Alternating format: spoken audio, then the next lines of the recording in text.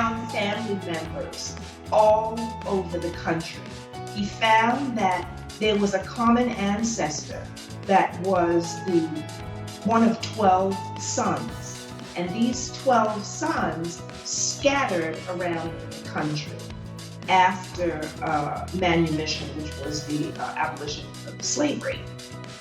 But the common ancestor was a twin born to a couple who came from this region that was known as Cameroon, that is known as Cameroon now, the territory. And he was born a twin, and he and his brother were Revolutionary War veterans. And this gentleman, Ishmael Titus, who is my family's common ancestor, was made known to us by the descendant of a patriot officer in the military, the American military, the ragtag crew, as we call them, who were fighting the British for independence. And my common ancestor, Ishmael Titus, appears in his ancestors' journals as a person who was a mercenary, who was a very, very strong presence in the war theater in North Carolina, in Virginia, and Tennessee. So I have an ancestor who was a Revolutionary War veteran. And the research that my cousin Solomon found brings us to Massachusetts, where his remains are buried. And by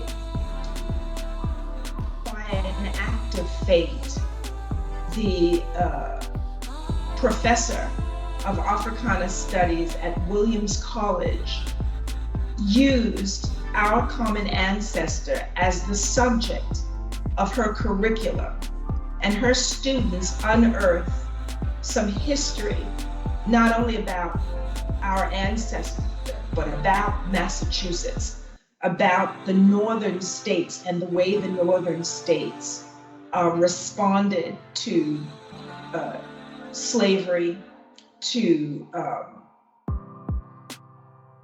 Blacks leaving the South, coming to the North.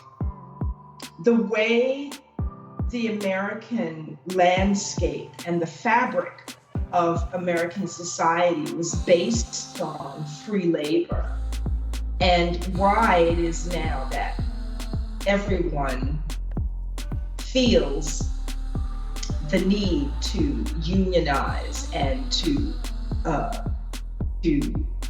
have better wages. It is because the United States is not accustomed to paying for labor. And we have undone our own economy by moving manufacturing to other countries so that it can be done cheaper, so that profits can be higher.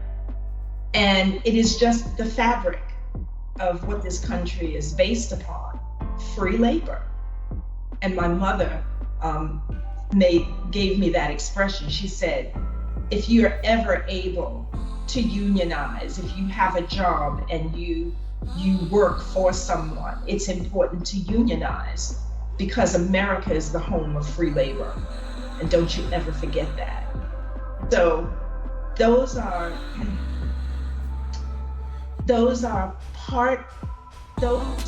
those incidents and this historical understanding about who my family are and how we came to be here and what our experiences are.